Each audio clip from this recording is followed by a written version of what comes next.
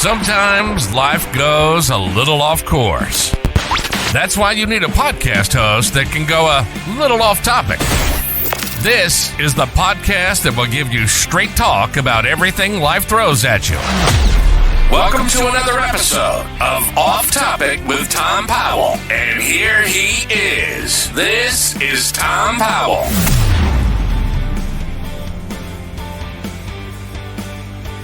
I just wanted to talk to you about what you do, what your experiences are. I love talking music. I love learning about music, and so that's what this is going to be about. Okay, that sounds good, man.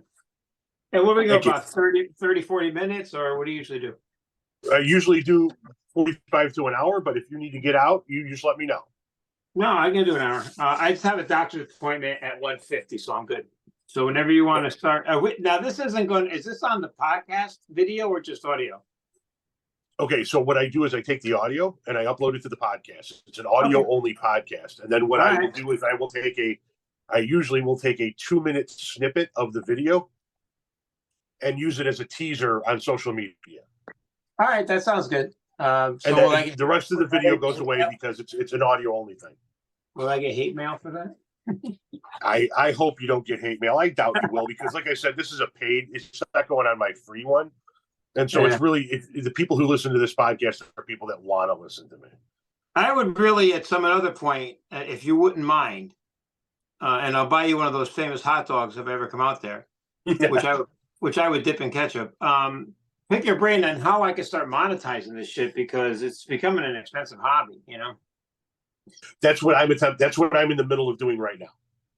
Yeah. Is the monetization of this. But yes, we can definitely have that conversation. I started an internet station. We could talk about that. But I also just started the subscription, which is pennies, but at least it would give me something. And people are subscribing and they get like a deep dive. Like, I'm not going to do any more videos that are deep dive on TikTok because they take like 2 hours, you know? So I'm only going to do those for people who subscribe, and that's starting to work. So where's your subscription service at? It's on TikTok. Oh, it's on TikTok. Okay, see, my subscription service is over on Patreon. Yeah, I was thinking of doing Patreon. Yeah, I like Patreon. It works very well, and it cinches up. It seams up with Spotify. Yeah, how hard is it though to move people from I view TikTok's like radio. In radio we call it P1 listeners.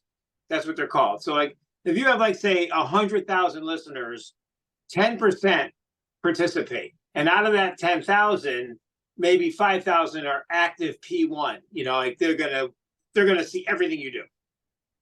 You know, and I think that's the same with TikTok, because I have I know you have millions of followers, but like 61,000 is a lot for me, but it's always the same 27 people in my life. Yeah, and that's the thing. It's like 1.4 million followers doesn't mean jack shit, because when you go to do a live, it's usually it's 300 followers, and it's usually the same people. And then if you see my number jump up to 700, a bunch of trolls came in. And then when the trolls wave out, then it goes back down to about 300. All right, so then it's less than 10% with you, because 300,000. Yeah. Anyway, I don't know. It's fun to do it, and I built a studio in the basement, so. It's a very nice studio too. Yeah, thanks. I do. I mean, I enjoy music memorabilia on the wall, obviously. Yeah, I can tell. Yeah. So this is just going to be about music and the radio industry and your experiences personally. But before we get into any of the meat of the matter, the first question I have to ask you, based on our interactions with one another, obviously, is in all your years in radio and all of the music that you've played for the people over the years, who's the worst band you've ever seen, and why is it Nirvana? I've never seen Nirvana. I mean, I've ever seen live. No, I'm just busting your chops about Nirvana because you like to give me crap about the fact that I don't like Nirvana, and I love it. I love it. Well, we'll talk about this on the podcast. It's not like I'm a Nirvana fan. I wasn't defending them. I was defending what they did to music. No, yeah, I know. I'm going to put this part in the podcast here. You and I talking. Yeah. You made a very good point about Nirvana, which is, if you like their music, you don't like their music. If you dig what they stand for or don't dig what they stand for, the one thing that you cannot do is you cannot deny the impact that they had. No, I mean, obviously that type of music was around years before Nirvana. They brought it to the mainstream. But once they did, it changed everything. You know, it was a game changer. Record companies started doing, grunge rock departments, and radio stations were scrambling. Like Top 40 Radio, I was scrambling on how to balance my station because there was hip hop on one side and grunge on the other. That's why there were a lot of throwaway, disposable top 40 songs during the 90s, because they were used primarily to balance the sound of the station. And then it changed formats. I mean, there were hip hop stations, and then there were, grunge alternative stations, stuff like that. I think your gripe is it buried the hair bands. The hair bands were gone when that happened. It is. I was born in 72, so I was 10 in 82. So my formidable teenage years were spent at the height of the MTV hair metal craze, Sunset Strip. It's Bon Jovi and Guns N' Roses and Poison and Motley Crue and all of that stuff. And literally, it seems like, and I know it's not the case, but it almost seems like that the moment that first Nirvana video hit MTV, the entire world changed. All of the music producers rushed out of LA and up to Seattle. Every kid that was coming into high school or was in high school after we had just gotten out of high school was wearing flannel. They were pissed off at the world. They're just sour. And we just came out of a decade in which music was all about having fun. It was all about the time of your life. And we didn't understand it. And then all of a sudden, all of these dirty looking sourpuss guys were all over my MTV and my radio. And I'm like, what the hell happened to the good times? Yeah. Well, you're right. It did change overnight. I mean, and music has a way of doing that in a lot of respects, but like, I wasn't defending Nirvana or that type of music. I was just talking about, from a radio standpoint, it was a game changer for me trying to program a top 40 station. That's all. Oh, yeah. And I didn't see Nirvana coming. I have it in a newspaper article where I was interviewed, and my music director brought Nirvana into a music meeting. I'm like, are you kidding me? That's the one I missed. If I missed anything, I missed Nirvana. I didn't hear it. So you talk about it changed how you had to change a program or radio station. How did you get into radio, if you don't mind me asking? Oh, well, I always wanted to be in radio. I used to do it like in my room and stuff like that. So I really wanted to do it. So my junior year of high school, I went to broadcasting school on Saturdays. And what's funny is that broadcasting school is now $15,000. I went for $500. So there's advantages to being old, but that's not really where I, learned my early stuff. I did an internship at a top 40 station, which was, and that's when top 40 radio was just really about over. So there was maybe, in each market maybe had one good top 40 station still on AM. And I worked at a station called, interned at 13 Waves in New Haven. And I wish that I knew at 17 that I was watching some of the greatest radio I'll ever see being programmed. It was so far ahead of its time. It was amazing. But I used to call the night guy and do, I used to do phone bits with him. And I was Ashley Roachcliffe was my name. And I'm sure you're familiar with that name, right? And I would call and do bits with him, and I was telling him I wanted to be in radio, and he became my mentor. He passed away, and his name was Willie Be Good. And Willie worked in major markets all over the country after Waves. But he took me in, and he, taught me the business, and I hung out with the DJs, and that was like, like when I walked into a radio station, I was like, oh my God, their pictures were on the wall, and you got to see what they looked like, and it was a whole different ball game back then. It was 1977, and during my internship, I got after my internship, I got my first gig in '78 while I was a senior in high school, But getting back to the thing with Willie, and this I think is one of the points I make all the time, is it's obviously everything's changed so much.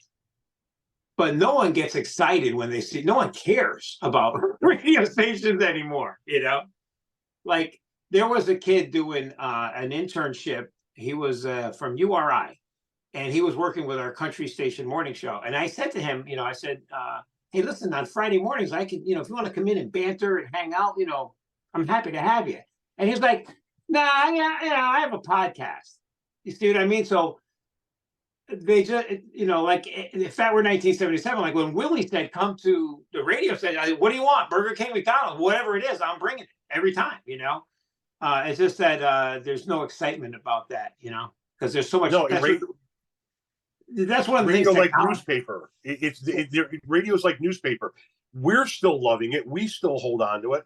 But like my daughter, so I have a 22-year-old daughter and a 19-year-old daughter, and in getting ready to do this, I talk to them about what radio stations they listen to, and they're like, none, yeah. none. It's either satellite radio or it's podcasts. Right. So yeah, I mean, it definitely had. When I was growing up, like I said, radio was king. You couldn't just pluck a song out of the airwaves and have it on. You didn't have a phone to carry around it. Yeah, you were recording it with a cassette, right? Exactly. You're making mixtapes for the girl that you're trying to get with, and maybe somebody still has a bunch of old vinyl. Now, what's funny is that my daughters don't listen to radio, but yet they both got old school vinyl record players and go back and collect the old school vinyl records. Yeah, my stepdaughters do that. But this is like, you're right on the money here, because a couple of years ago, like right after the pandemic, I have a comedy company, which you might have heard me talk about, and we raise money for nonprofit organizations through comedy shows. And it does pretty well. And, it's kind of a little side hustle for my wife and I, but, we've raised $500,000 for the community since 2016, and the shows are awesome. So anyway, that being said, when the pandemic hit and I had no shows coming, I needed money to pay my company debt. And I knew the principal of a school. It's kindergarten through 8th grade. And he wanted a para, and everybody laughed when I said I was going to be a para, because what a joke for me to be a para. But it was just kind of go in and babysit kids while they were watching, because the classes were split, and half the class was in one room with the teacher, other half the class was watching it on video, and I was just kind of the babysitter. So one day, and I never said who I was, because they're not going to know anyway. So one day, a girl goes, "Mr. Franco, are you a DJ or something?" And I'm like, "Yeah, I do a morning show." And then I played it down. And they're like, one's like, "Oh yeah, my mom saw you in the parking lot directing traffic." She's like, "What's Franco doing here?" And they're like, "You're famous?" I'm like, "Well, I've been on the radio a long time." And they go, they didn't know or care. Okay. But watch this. So a couple of months later, that's why I first started TikTok. So they could care less that I was on the radio, because whatever. And their moms, when I was directing traffic, would stop and go, "Oh my God, Franco," because they listened to me when they were in middle school, or junior high school, whatever they call it. So one day I did a piece on Creed Bratton from The Office. Did you watch the TV show The Office? No, I'm familiar with it, but I've never watched it. Yeah, it took me 20 years to realize how brilliant it is. Both of my sons, as they were growing up, I'm like, that's the stupidest thing ever. Anyway, it's a brilliant show if you give it a minute. So there's a guy in there named Creed Bratton who was in the Grassroots. He was a guitar player. So I did a TikTok on how Creed Bratton from The Office was in the Grassroots. And I did this TikTok and I hashtagged it The Office. So now these kids are on TikTok. When you hashtag, it ends up on their For You, right?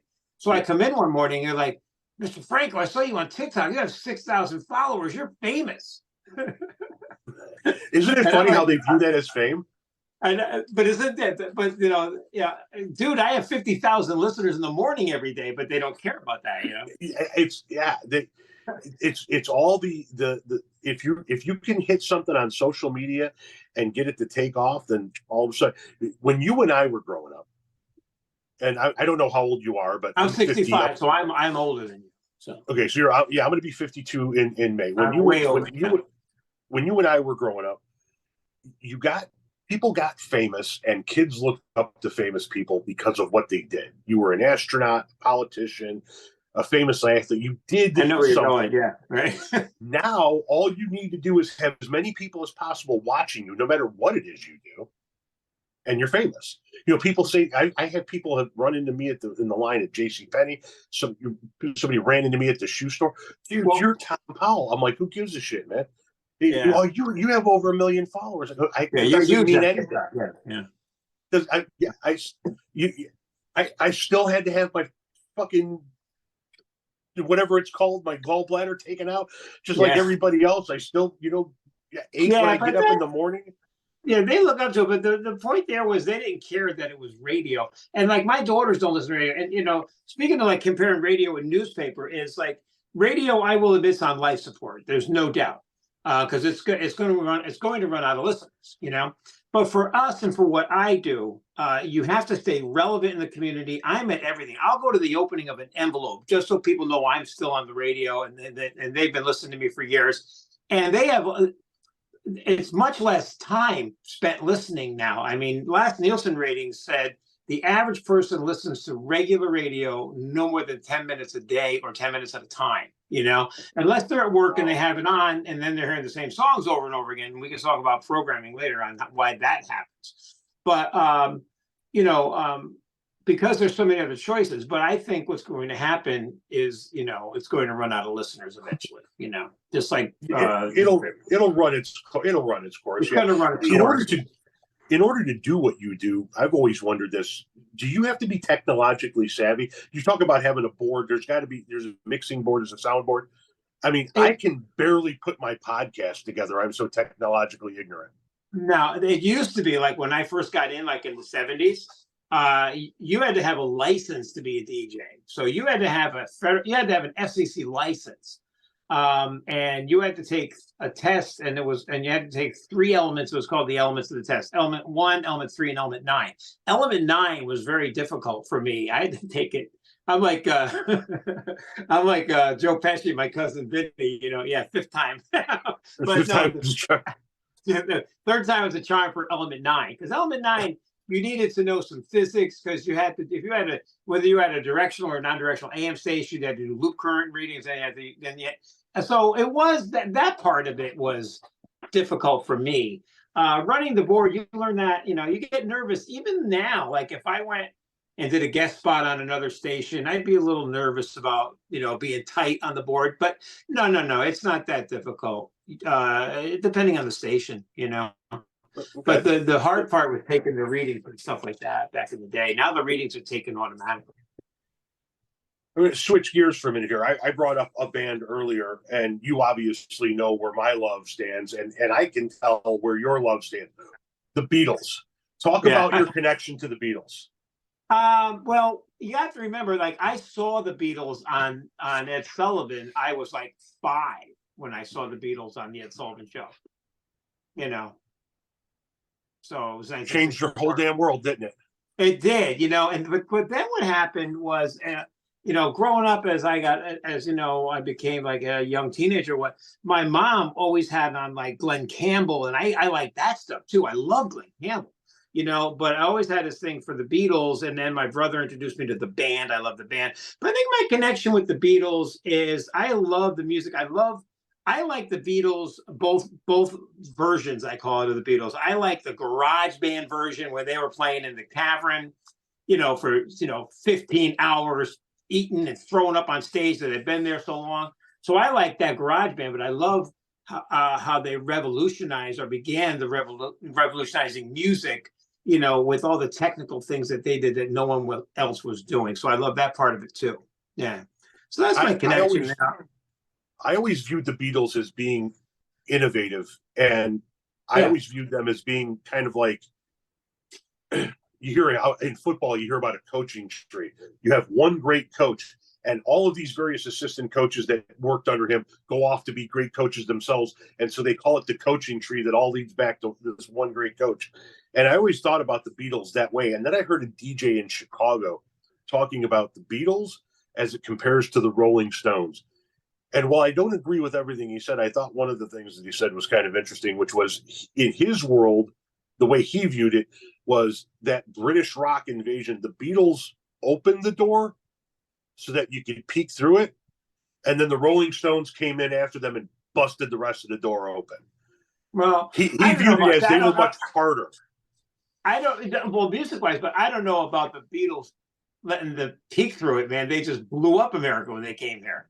That's what I thought. Yeah. That's the way I see it, was they were the biggest thing ever. Do you know who wrote the first Stones record? No, I do not. Lennon McCartney. They gave them their first song.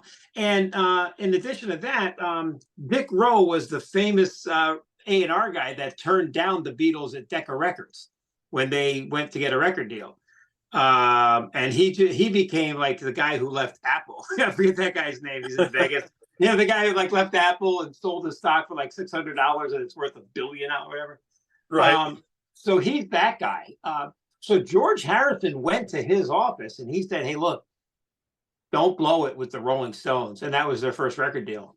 That guy. So they were, while the persona was they weren't friendly and they were rivals, which they still are. I mean, they say stuff. McCartney recently said something about Jagger. They're nothing but a cover blues band. And Jagger said, well, we're still a band. That's all I think they plant that shit, for the most part, they're friendly, I mean, I was kind of hoping because, the Stones, they needed a drummer, and there's Ringo, I thought maybe they'd all do something together, but yeah, I mean, there's no doubt the Stones were a lot harder in rocking, there's no doubt about that. They had that edge. They had that edge, which was, and then it divided people, the bad boys of rock. Are you a Beatles guy or a Stones guy? I'm a Beatles guy. I like the Stones. I don't love them. Yeah. No, I totally understand. So you had mentioned your mom playing certain types of music around. I wrote in my first book about there's a section about how important it is that people introduce you to new music. And my mom was the first one as well. When I was growing up, there were two things that were played in my house every single day: Elvis Presley, Kenny Rogers. And that was the baseline of my music. And then as I went through life, this person would come in and they would introduce rock, 80s rock, and this person came in and introduced punk, and this person came in and introduced hip hop, and it all kind of built up on there. But that was my baseline. It was Elvis Presley and Kenny Rogers in my house. Yeah, and it's still happening. But like again, when I was growing up, it was Glenn Campbell, Dean Martin, Frank Sinatra, and it's still happening because if you look, there are kids, teenagers, that are playing, music from my generation, and there's girls on TikTok. I saw a girl on TikTok knows more about John Lennon than I do. She's like 20. I learned something watching her video. I was like, you gotta be kidding me! I didn't know that. My 19-year-old and her best friend have been obsessed with the Rolling Stones and Queen for the last 7 years. And like my daughter can tell you every studio that the Rolling Stones recorded this album in and why this one sounds raunchier than this one and who came in and sang backup on this one. And I'm like, I guess I did my job right. Yeah. Well, you think it was you that introduced her to Queen? It was you? No, the Rolling Stones, yes. Somebody else introduced her to Queen. I bet it was Pentatonics. Ask her. Pentatonics is a 4-person a cappella group. Pentatonics. I'm going to write that down.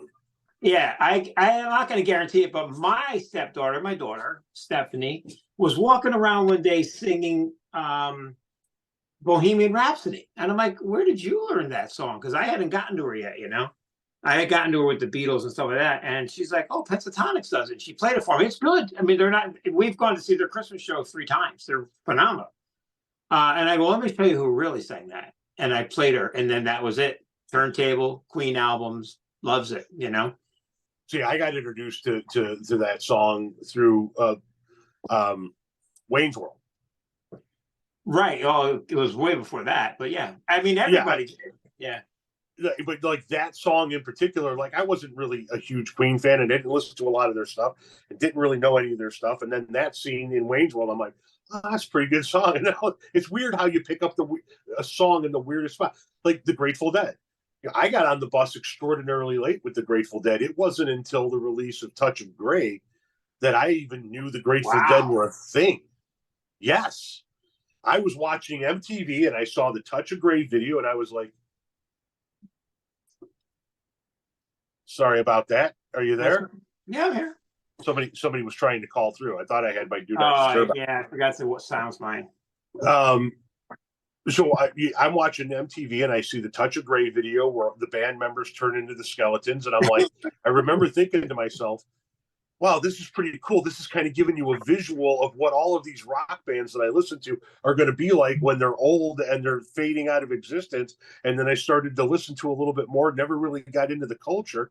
And it wasn't until I went to work for a carnival in 92 that, a friend of mine came to me and goes, hey, if you want to travel like that, why are you busting your ass working for a carnival?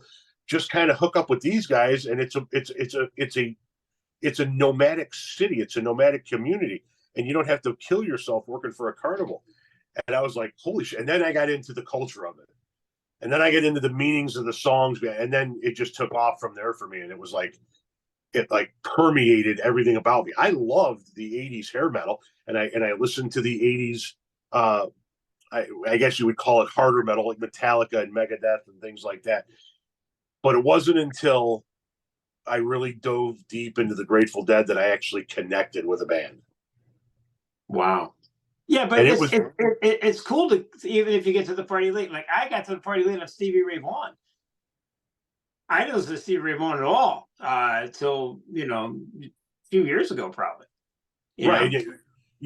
Long after he had been gone and all of that stuff. Yeah. And yeah, I think I'm kind of I got to be honest with you, Franco. I think I'm in a music bubble because like I hit the 90s and I hated the grunge scene. So I started in my 20s, I started walking around like this surly old man going, oh, all this new music sucks. I don't want to listen to any of it. And I'm very hesitant towards new music, and people got to like really push it on me here and there. When I was working, I had my landscape company, the crew that was working for me were in their early 20s, and they're trying to play for me this rap music. And I'm like, God damn, this stuff is so bad. What do you guys listen to? And they're like, oh, he's the next biggest thing. His name is Machine Gun Kelly. They call him MGK. He's the man. You got to listen to him. And I'm in my truck, and I'm like, God damn, this stuff sucks, man. But I forgot where I was going to go. There's something I was going to make a point about. New artists. Well, I'm going to tie this into radio too. I'll go back to radio for a second. One of the things that ruined radio is it's called voice tracking. So I don't know if you're familiar with it, the term, or what it is. It's voice tracking. And what voice tracking is I can go to our production room at my station and pull up any station on our computer, log into their playlist, and do a show like I'm in that city. So that eliminates jobs. Voice tracking. And it's kind of an art because you have to sound like you're there. Like I'm the midday. I do mornings on our radio station, right? It's a 80s, 90s station, primarily 80s. At 10 o'clock, I'm on a station that primarily is listened to by UConn students. It's in Willimantic, Connecticut, and it's called I-98. So one day they said to me like a year ago, you're going to do middays on I-98. And I'm like, all right. So during my show, I voice track my 9 o'clock hour where I'm working live. So that's taken care of. And then I voice track from at 9 o'clock, I lay down tracks and do the 10 to 2 show on I-98, which is a top 40 station. So that's I'm kind of hitting two things here. I'll tell you a little bit about radio and voice tracking, the magic of voice tracking. So what I do is I get prep, and I talk about UConn, I talk about the Huskies, and I try to sound like I live the lifestyle of the community. I know the names of the stores, the streets, and stuff like that. Okay, so that being said, that takes care of a little bit about radio, or the technical part of radio. But here's where the new music thing comes in. My community, is all older people, and they don't want to talk about new music. And I try to tell them, and now when you voice track, you don't listen to the whole song. You go in and the screen comes up and you see you're going to play a song. You talk over the intro, you hit enter, you save it, and you go to the next break. But I get to hear the beginning and ends of the songs. And then sometimes when I'm done, I'll go listen to it. The point is, the artists today, there's a handful that'll be talked about 50 years from now. Ed Sheeran, Bruno Mars, obviously Taylor Swift. And it was funny, I was telling my wife all about this, and she's like, what's a Doja Cat? There's an artist named Doja Cat. That's huge. Ariana Grande, Lil Wayne. Lil Wayne is he's already getting awards from the Songwriters Hall of Fame. So what I'm saying is, I get exposed to the new music, and we talk about it a little bit on my page. I actually started another TikTok called Indie Music Garage, and I'm putting new artists on there, working with a promotion company in LA to help promote their artists. So what I'm saying is, you're not open to the new stuff, and I get that. Especially if your daughters are listening to classic rock, but I bet you they know who Doja Cat is, and probably. Yeah, I mean, probably. Some of these, but it's really weird. Like this year, the Grammys, it's all mostly female artists that are nominated for Grammys. And I think it's either Doja Cat or Sia or one of them. I'm not saying I take it home and listen to it, but I respect it. like when I'm on, someone will say, Taylor Swift is all about marketing. What do you think of Taylor Swift? And I stop them right there. And I say this, and I'd love to get your opinion. Not really particularly a fan of her music, but you got to respect how smart she is. She got out of the contract. She redid her songs, resold all the same songs. I haven't seen anything like this since Beatlemania. This is unbelievable. I mean, it's just sick what she's doing. And she's on her way to breaking all kinds of records. And I hate to admit it, but she's got plenty of time to break the Beatles #1. I mean, she's at 10 right now. She needs 10 more. She's got time to do that. So what's funny, because one of Kim's daughters, my daughter, one of them is like top 40 type girl, so she went and stood in the pouring rain. I mean, it was pouring when she went to see Taylor Swift at Gillette. And Stephanie could care less about that. Stephanie is like, plays me the song. She goes, "Oh, listen to this." And I'm like, "It sounds like Green Day." It's all recycling, and then I play her Green Day. But as far as Taylor Swift is concerned, will her fans, that's the question. Will her fans now, when they're 60, love her music the way I love the Beatles music still? And I don't think that's going to happen. I don't think so. Yeah, I don't know if that's going to happen, but Taylor Swift is the one act that made me. Now, let me just full disclosure: I still hate Nirvana, but Taylor Swift is the band that made me look at Nirvana differently. Okay, because when you said what you said, which is you don't have to like them, but you got to respect what the impact that they had on the music industry. And then I see Taylor Swift, and I don't hate Taylor Swift. She's just not my jam. But I see the people around it. I see people going nuts for her, like you're talking about in the Beatlemania level. And you cannot deny the impact she's having. You cannot deny the impact she's having on music, on culture, on fashion, on society as a whole. It's insane what she's able to do. So hats off to her. Totally understand the impact she's having on music. She's going to be like when Jerry died. It affected me in not just oh my God, we lost somebody in the world of music that I love. It affected me in that it literally changed how I lived. I was nomadic. I didn't have an address. I didn't have a driver's license. I didn't get mail for 4 years. How did you make money? Were you touring with them? We didn't. No, not touring with them, following them. You were following. So how did you followers make money? So a lot of followers during the Grateful Dead heyday, they would follow for a series of weeks, and then they would go back to their lives and their jobs. But while they were on tour, they would sell tie-dye T-shirts. They would have crafts that they would make. They would figure out ways to make money while they were touring. People like me and my friend who never went back to our regular lives. So you're very familiar with how the Grateful Dead toured, right? They didn't put out an album and then go on tour in support of that album. They had a summer tour, they had a fall tour, they had a winter tour. They took a break. So whenever they took breaks, we would find odd jobs in whatever towns we wound up in. You end up in this town and they're going to take a few weeks off. Pick up a job doing stuff here. But while you're following them around in the parking lot, it's a community unto itself. And there's a row called Shakedown Street, which is a Grateful Dead song, where everybody sells their wares. If you make tie-dye T-shirts, there was the famous grilled cheese guy who had the famous sign that said, motherfucking bacon in every motherfucking bite of every motherfucking grilled cheese sandwich, $1 a piece, and he would make bacon loaded grilled cheese sandwiches. And you just kind of did whatever you did. I remember pulling into town and you would go to the store and you would get the Chinese egg bread that's colorful, looks tie-dye. You buy a couple of those of that, some peanut butter, some jelly, and you sell $1 peanut butter and jelly sandwiches.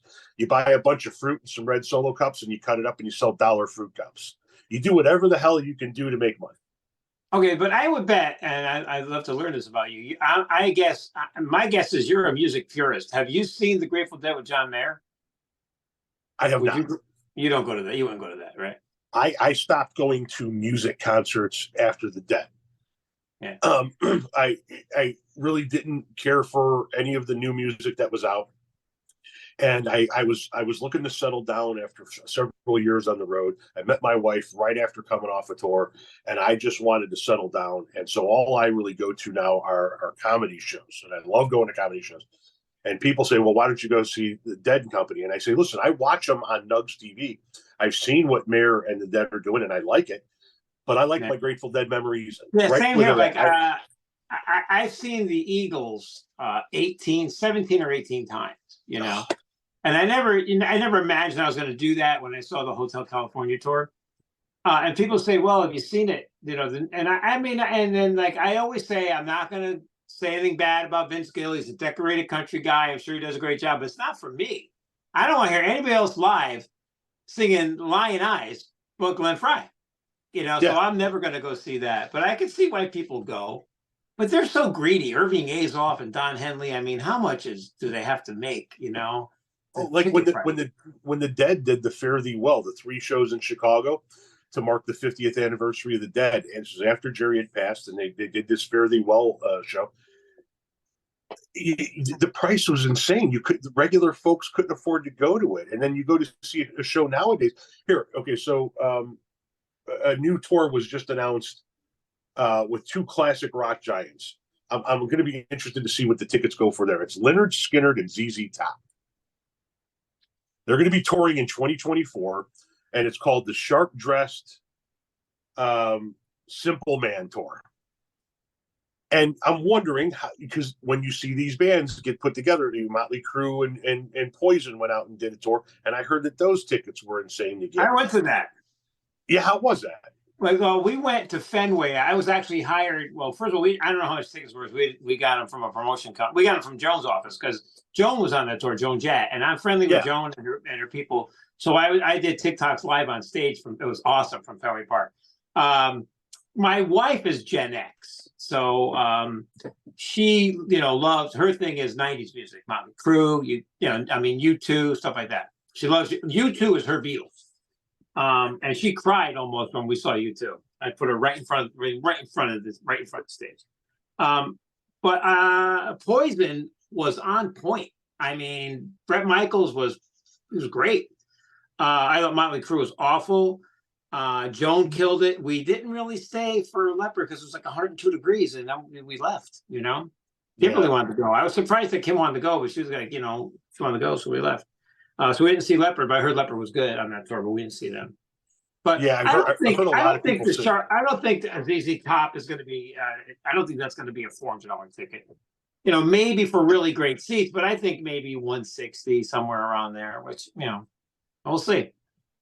Well, it's a shame. I get so aggravated at the NFL when they announce the next Super Bowl halftime show. Now, listen, I think Bruno Mars is probably one of the best Super Bowl. I thought he was great. I didn't realize how good he was till I saw him there. Yeah, he killed it in the Super Bowl halftime show. But can we get some rock back? I don't think it's going to happen because it's too woke. And what really aggravates me is that ZZ Top is on my wall. They're I consider them to be the greatest trio of all time. And what really aggravates me is now they're never going to have a chance to have the original lineup of ZZ Top play a Super Bowl because we've lost Dusty. And it's like, how many more of these guys are around? Give some of them a shot to do some of these big performances like that before we lose them all. The Eagles are no longer a complete band. No. Who's your favorite Super Bowl halftime act? My favorite Super Bowl halftime act? You see, so many people automatically of my generation, they automatically go to the Prince Super Bowl halftime in Miami with the Indianapolis Colts in the rain. And I thought it was okay. I got to be honest with you. Paul McCartney, Michael Jackson, and Bruno Mars were probably the top 3 of my lifetime. I'm with you on that. I did like Prince. I'll tell you one thing about Prince. I've seen probably hundreds of concerts. And a friend of mine, this girl, she's a huge Prince fan. So I got tickets. I have sort of an in here. I'm like best friends with the president of entertainment at one of the casinos here, but I don't take advantage of that. But we went to see Prince, and he came out and he did an encore, another encore, probably 3 encores. So I said, okay, let's go. And she says, no, he'll come back out. House lights are on. I go, nobody comes back out with the house lights on. Never seen that in my life. She goes, no, he'll come back out. He came back out. He played for like 20 minutes. Half the venue was empty, and everybody running back in. Unbelievable. I've never seen that. They got phenomenal the money. moments. Phenomenal. Did you ever hear about Did you ever I hear agree that? with- Did you ever No, go to I a didn't. concert where they come out after the house lights go on? No, no. And I saw a lot of smaller acts in the Chicagoland area before going off and seeing. So like I didn't see a ton of big acts. I saw Poison in Terre Haute, Indiana. I saw Metallica in Evansville. They both had decent opening acts. I saw the Beach Boys in the suburbs of Chicago with Bryan Adams. And then I saw a bunch of small acts in Chicago before really getting into the Dead. And when I say small acts, I mean like the Butthole Surfers at the Vic Theater. I mean, Yeah. nothing to write home about by any stretch. Right. Yeah. That was my yeah. first. The Beatles was my first show, by the way. Poplar Creek Open Air Theater in the northwest suburbs. It's no longer there. They tore it down. They built condos on it.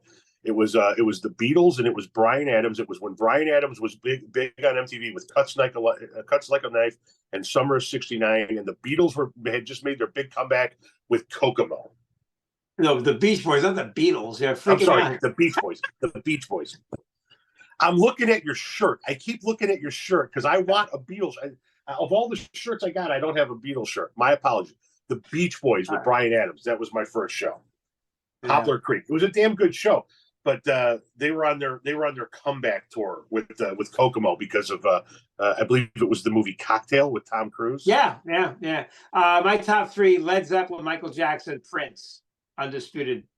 My top three. Led Zeppelin number one, no doubt. Led Zeppelin #1 concert. Yeah. I heard they put on great shows. A lot of guys I didn't have a chance to see. Like I never had a chance to see Cliff Burton with Metallica before I saw Metallica, and I mean I've got him on the wall too. He's an all-time great of mine. I've got a Metallica gold record back here. You do? Which one?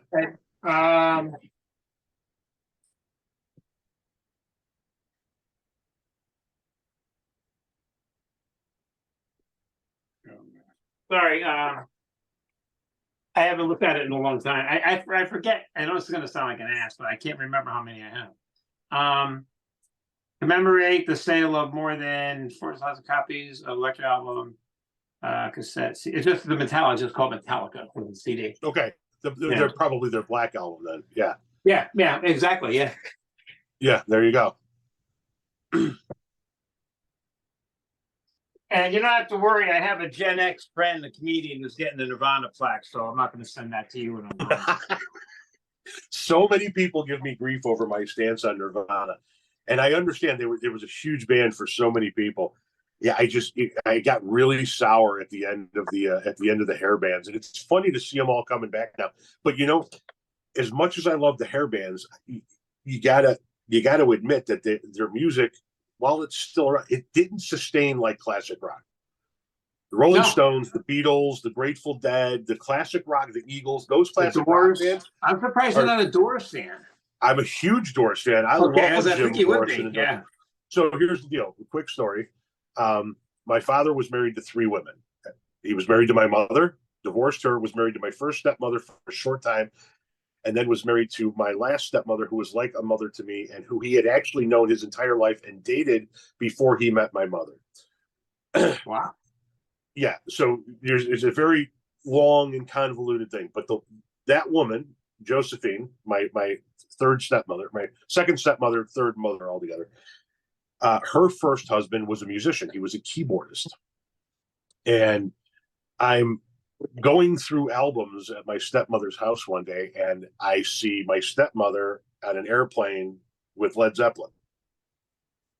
I see my stepmother on behind backstage with Janis Joplin, and I'm seeing her with all these acts, and I'm like, how did you get to know? She goes, well, did they make a movie about her? No, I'm just kidding. Right? She goes, well, my ex-husband was a keyboardist, and he actually played backup keyboards on the Doors' first 2 albums, and so she's showing me pictures of her on the airplane with the Doors. He would later on go on to, for 26 years, be the keyboardist for Joe Cocker. Wow. Yeah, so he had a ton of musical connections, and she had all this great musical past, and like I was like blown away. Her house was the first time I ever heard Aerosmith. She goes, "Oh, you want to hear some music? She put Draw the Line on for me."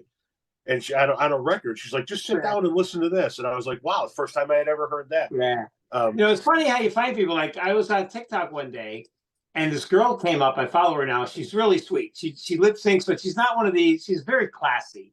And I think her handle on TikTok is Walks in Boots. But she was dancing to Joy to the World, and she had the gold record behind her, and it caught my eye. So I sent her a message, and I said, "How did you get a gold record?" And her stepfather was Jimmy the Maestro, the keyboard player for Three Dog Night. And we're friendly since then. We follow each other, and she's fun. But yeah, that's just that's cool. Do you find a lot of people comment about the stuff on your walls on your videos? Yeah, they want to know. The biggest question is, how did I get them? They think I bought them, and then there's people that come in that don't believe it. I didn't buy them, So how do you get them?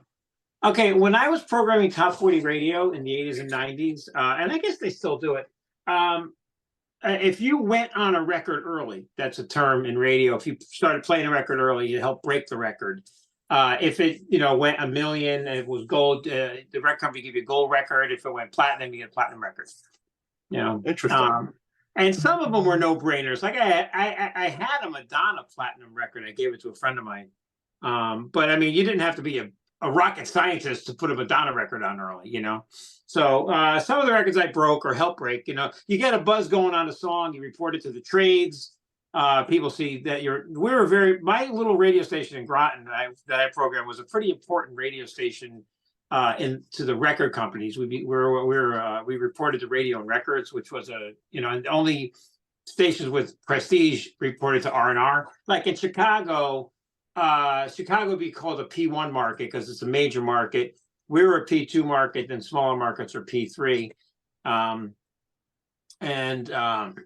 P1s are more important, than a P2. Chicago started playing a record like B96. Is B96 still on Chicago, or you probably don't even know? It's no longer B96. It's morphed into a different format, as many radio stations around here. There's a lot of rock stations around here. They come and go. It's rock 1 minute, then it's Christian, then it's country, and so forth. But you had made mention about programming earlier. So I know that when you do your lives, you have like themes. Do you theme when you program? Or no, you're not. No. The days of a DJ picking their music ended with WKRP in Cincinnati. It's like, oh, really? Oh yeah. I with the exception of college radio, I could pretty confidently say there's no DJs that pick their songs. There might be DJs at radio stations that have enough political capital with the station to put on a song that they want. But when I go in, the computer screen's already, the computer's loaded. I just play what's already programmed. And our program director, our program director is in Florida. Wow. Not even in the market. Yeah. So what basically they have songs, they put them in categories, and they rotate, so I can move songs around occasionally, but I couldn't just go in and play, I play Empty Garden on December 8th. That's a song we don't play, but I play that on December 8th, the day John Lennon was murdered. Elton John's, Empty Garden. But, when I first got in radio, I've been in radio so long that I played records. And we went, it was actually transitioning to cart. And then radio stations went from record to cart. But back then in my first station, we were able to pick the songs, not all of them. It was formatted, but we were able to take, put some of our input into it. Then consultants came along and radio stations started making more money when they were programmed to a certain demographic and a certain audience. And that's kind of how that happened. So, do you still wish it was like the old days where you could pick your own lineup? It is now. I have my own internet station that I do that on. I mean, the industry in general, though, you had to play with other people wanted you to play for the longest time. Do you prefer somebody else formatting your music, or do you prefer being able to just kind of roll with it? I think I agree that it should be formatted, because if it's all over the road on terrestrial radio, you'll never have an audience. You have to have like people ask, why do radio stations play the same songs over and over and over again? And when I was programming Top 40 radio, the rotations were super tight. Like the top 10 songs played every 2 hours and 30 minutes. The secondaries played every 3 hours. Then there was every 5 hours on new music. And there's a whole way that you do that. It's all a formula. Like you have songs, you put them in categories, you make a clock, and you put the categories on the clock. And then you could figure out how many, how often they're going to rotate. Like I have an internet station that I'm trying to segue into becoming a digital creator as my, morning show, career is probably going to, end at some point. So my internet station breaks all the rules of conventional programming, like a classic rock station. Like if you have a classic rock station in Chicago, I guarantee they play no more than 400 titles total. Interesting. Because radio now more than ever is so afraid to play a song that people are going to change the station on because they're not going to be there long enough anyway. In other words, why you got them, you want to keep them.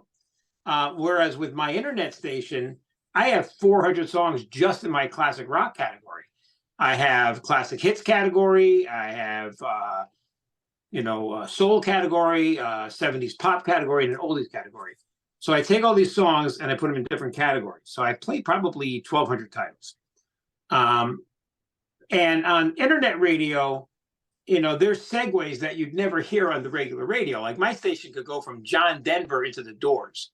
Which I think is great. And so does my community. I mean, it's really picking up. I get like 4,000 hours of listening a week, which in internet terms is good. I have DJs on in just about every day part that are volunteering. And it's awesome, and it's fun to do it. So, but getting back to terrestrial radio, that's why the rotations are so tight. And the other thing is classic rock radio plays the wrong songs by the right bands. Does that make sense? Well, let's say who that listens to classic rock wants to hear Ramblin' Man? You rather hear Blue Sky. You rather hear something deeper, And the reason they play those is they don't want to take a chance. Like we have a classic rock station in our group where I work. There's 4 stations in the one building. My station, which is 80s. We have a country station, which is a powerhouse. We have an AM talk station, and we have a classic rock station. Our classic rock station plays Stairway to Heaven about 4 times a week. You would think that would be every day. No, you would think it would be less. Well, if you're trying to get people to stay, don't you play? You just said you play the stuff. Yeah. So, but I mean, 4 to 5 times a week. I mean, every day would be too much. Like my 80s station, we play the same song about every 17 hours. Wow. Yeah. Wow. Now, as you say it's 80s, is it all of the 80s or is it a specific genre of the 80s? Just the hits. Yeah, it's all hits. So it's like, and then we play some 90s. But, getting back to classic rock, I don't think people who really like classic rock want to hear Stairway to Heaven every day. No, I know I don't want to hear it every day. You would just think that they would be trying to drive. So that's why they do it. Yeah, they do that. But what ends up happening is you blow off your core audience. And then who do you have left? It's really a fine line. Like, when, you could put, I used to speak on panels at radio conventions about programming. I was on a couple of top 40 panels at different, seminars.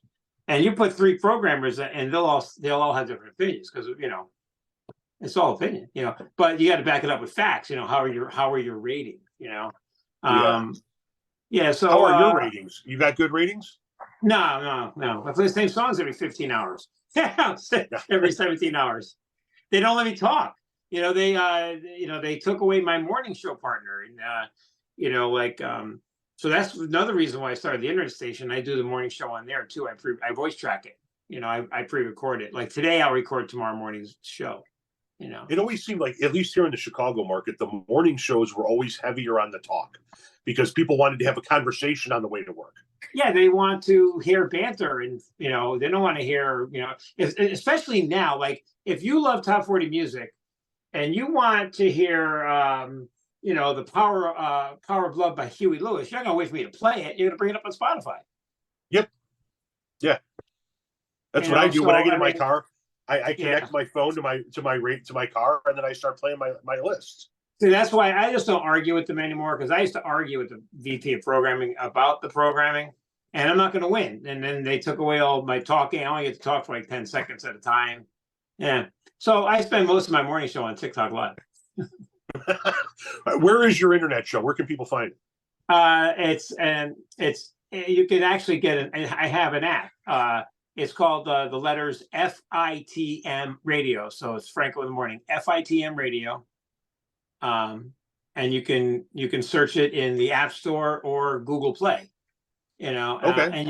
And it's everything from Laurel Canyon to Motown, Led Zeppelin to the Carpenters. I mean, it's cool, and people like it. So basically, it's for my community, TikTok. And again, they go back to the P1s. I mean, I have 61,000 followers, which isn't a lot compared to what you have, but you would think I'd have more than 4,000 hours of listening. With that amount of people. But it takes time to draw more people to it. But the ones that are listening love it a lot. It's just. You will build it. I know you'll build it. I mean, because these communities. Hopefully, the online communities are strong.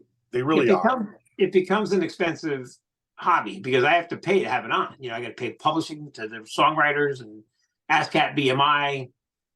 Well, I truly believe. I mean, I believe that music is the actual true international language, and a lot of people say that math is, but we use different weights and measurements and distances all over the world.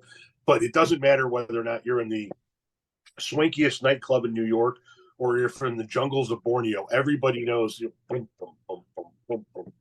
Everybody knows the beat. Music is the international language. So, and I have faith in it because I dig what you do. Yeah, it's an emotional roller coaster. They make you laugh or cry in a second. And like I started a new thing last night. We're doing soundtrack Sunday night live on TikTok. So people were calling. It was really not calling, but they were requesting their songs. And it was interesting to see that, Saturday Night Fever wasn't requested. Anything from Grease wasn't requested. It was more like, The Big Chill, Forrest Gump. So that's kind of, what tells you where my audience is, their age group. But I have some Gen X in there. I have one girl named Ren X. And I met another one, had a comedy show near her town. And she used to be married to a DJ I worked with. And she came to our comedy show. And I got to meet her. She's a really sweetheart. She's a Gen X. And she had a great time.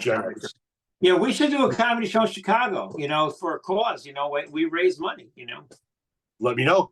We're a great vehicle. If you have a cause that you want to raise money for, we could also we could put it on Zoom. I've done that a few times. Where people could buy tickets and watch it remotely. Sure. Hey, if you ever want to come to Chicago and collaborate on something, you let me know. That'd be really fun. Yeah, I think you're an interesting guy. One thing that I've been asking everybody that I've been setting all these interviews that I've been setting up for this particular podcast, which is my second podcast, I've been lining up interviews with people that I'm seeing on TikTok first, and I've got interviews with people outside of TikTok coming up in the new year. But one of the questions I keep asking all the TikTok creators that I'm interviewing is, how has TikTok changed your life? It's consumed my time. It hasn't changed my life yet. Coming down in the studio is good because I was doing them in wherever I could upstairs in the house. And we have, Kim's daughters are here a lot of the time. And it's really funny because one of them would hide my circle lights when they would come in with friends because she didn't want them to know that their stepdad was on TikTok. And the other one's always saying, my stepdad has 60,000 followers. But so, no, it hasn't. Well, you know what? It was almost life-changing. I'll tell you a story. It was almost life-changing. About 2 years ago, I got a message on TikTok Messenger. And it just said, hey, I really like your TikToks. I love that you love the Beatles. I work in publishing. We should have a beer. And I'm thinking, yeah, and I'm Howard Stern. So about a week later, I'm sitting with my wife on the couch and I Googled the name. I won't say it was. You wouldn't know the name anyway. And it comes up that he is the chief operating officer of probably the biggest music publishing company on the planet. So I'll let you figure out what that is. And I'm like, what the hell does he want? So I'll call. I message him back, and he sets up a Zoom meeting, and we have this meeting. And this is a long story, so I'll make it short. So we start vibing right away. He's standing in front of his gold records. I got mine.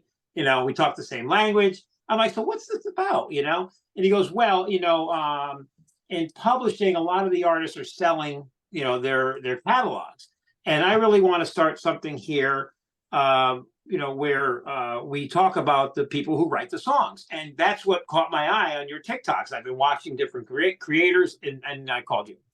And I'm like, so what is it? He goes, well, if this happens, you'll sign a contract with us and you'll have studios in New York, LA, and Nashville. And you'll interview Carly Simon, Paul McCartney, Ringo. And I said, bullshit. Who are you? That's, what are you, bullshit, right? As like, get the F out of here. But we since that call, texted back and forth. This was a couple of years ago. I went into New York, met with him. We had dinner. I went to a show. I interviewed one of his artists on live TikTok from the City Winery. And all the while I'm like telling my wife, this is unbelievable. This is it. This is my break. I can't believe that I'm going to work for this company in New York. And Kim's like, don't get excited, don't get excited. And I tend to do that. So for an entire close to a year, we would message and text back and forth, and he would ask me questions. His staff would tell me that he plays my TikToks for them all the time. He sent some of the artists' TikToks I did to the artists. And I was like, yeah, this is going to be amazing. And then Sony Tokyo killed it. So didn't have, I just said Sony. Anyway, Sony Tokyo killed the plan. We're still in touch, and we'll text from time to time. But hey, you never know. You never know what could develop. But that would have been life. Now that would have been life changing. Imagine interviewing those artists. Oh my God! For me, I would fanboy out with Paul McCartney. I would fanboy out. But I think he meant well, and he wanted to do the deal. And I think they're just so busy making Super Bowl commercials and everything else that they do. And then when I put on the internet station, I suggested an internet station for the company, and the same type of thing. And he said, we just killed, we killed all those types of projects right now. But the thing is, you never know who's watching your TikToks. And my history music TikToks are long, so people don't stay with them, because they're long videos. But the people who I put up a piece today about what did I do today? Isaac Hayes. And so I put up different pieces, I talk about all kinds of music on my page, not just the Beatles, big on rhythm and soul and Motown, stuff like that. And the P1s in my community like it. So I don't think it's changed my life other than it's consumed me, It is quite consuming, isn't it? It's addicting. It's addicting. Well, it's addicting and it's consumed my time. Like, let's say you said to me, hey, I appreciate if you did a piece on the Grateful Dead. Okay. I've already done that, by the way. But when I do a deep dive, sometimes, it's 2 hours to do the whole thing, research to posting. That, and get into pictures, get into videos, storyboarding in your head, making sure you have your facts right, then producing it and posting it. Like I did a piece yesterday, on Saturday, on the Sloopy Girl. I don't know, it's not your generation. Yeah. You know who the Sloopy Girl is, right? Yeah, and from the video, so Sloopy. Yeah, it came up on a live. Who's the Sloopy Girl? It turns out they discovered who she was. She didn't see the video until 2013. She'd never seen it. And it was pretty sexy for that time, So I did a piece on the Sloopy Girl, which took me 90 minutes. 90 minutes between research, pictures, videos, and outtakes, producing it, whatever. So it's 90 minutes of my time on Saturday to do the Sloopy Girl piece, but it's pretty cool, people like it. You don't get paid for. Exactly. I know that I'm the creator fund anymore, but I was making pennies in the creator fund anyway. Then TikTok asked for my driver's license, and I didn't want to send that to prove who I am. So they could send me money. Okay, gotcha. Yeah. No, not to get verified. Oh, just to send you money, huh? Yeah, I never got any money. They were sending me money, and then they said they needed to update their file, and they wanted my driver's license or passport. And Kimberly doesn't really want me to send it to them, but there's probably $30 in there I'm missing out on from the last 2 years.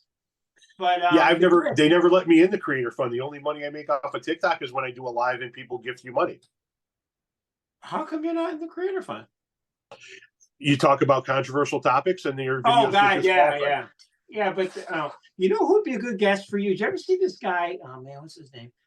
I think his name is Cody. I don't know. He's a professor. He does true crime. He writes books on true crime. He breaks down like, murders and stuff. Real interesting dude. You guys would be great together. I have to Yeah. look him up. I'll send you his name. I can't think of his name right now.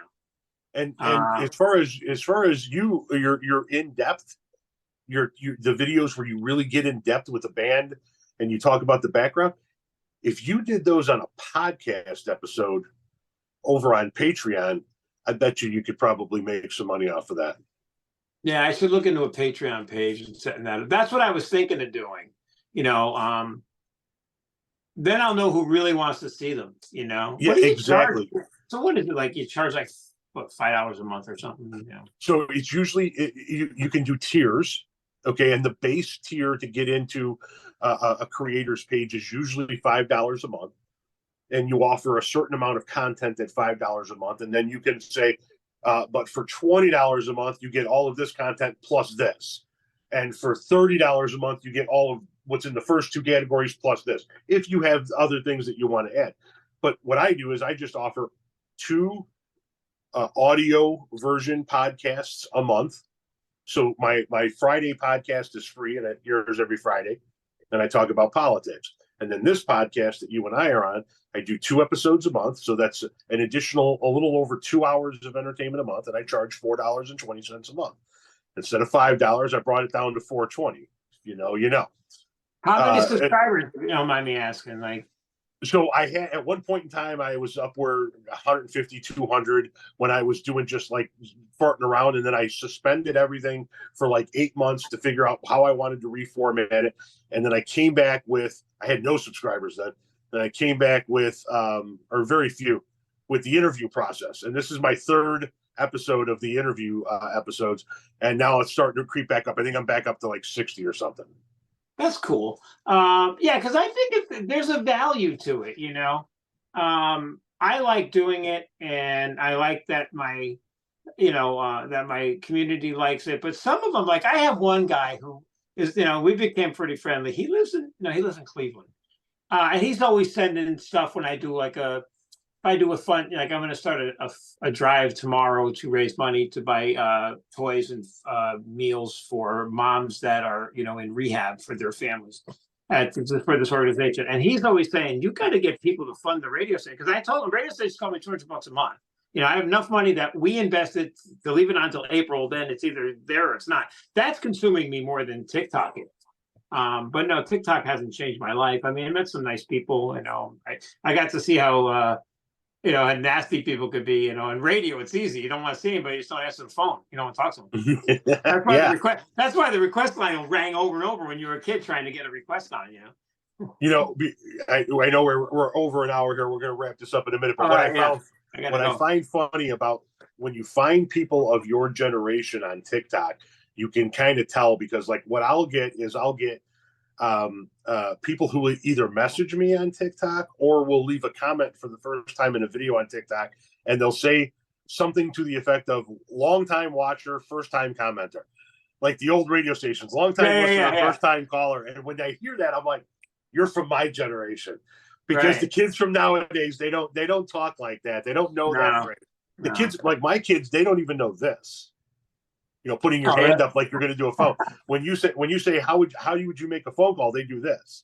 Yeah, they don't know what a business people sounds like. Yeah, it's really different, the generational gap between us and our kids. But dude, this has been a fantastic conversation. I really enjoyed talking to you. Yeah.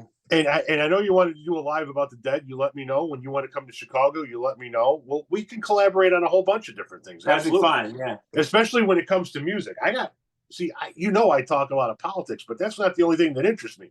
This interests me a lot, the music. I know. Stuff. So, yeah, I'm down to collaborate with a whole bunch of stuff, man. You let me know. Yeah, I learned something. I didn't know you followed the dead around. That's hilarious. Yeah. As a matter of fact, back here, I've got the push pin map, and I've got pins in all across the United States where I've been. And now we're starting to put pins into the different countries that my wife and I have traveled to. I'm starting to put up pictures of her and I in the different countries that we've been to. But yeah, thanks for having me on. It's really fun. No, thank you for being on, man. I love your content, brother. Thanks, man. I like yours too. You're funny. All right, man. And smart. You take it You're easy. smart. I Thank played one you. of your videos. I played one of your videos for a friend of mine who's like real conservative. And he goes, "Yeah, you know what? The guy, you know, I don't agree with him, but he makes sense." Yeah. Well, right on. I appreciate it, man. All right. Hey, you have a good one, brother. And I'll see you on your next live. All right. Take care. Thanks. Bye. Bye.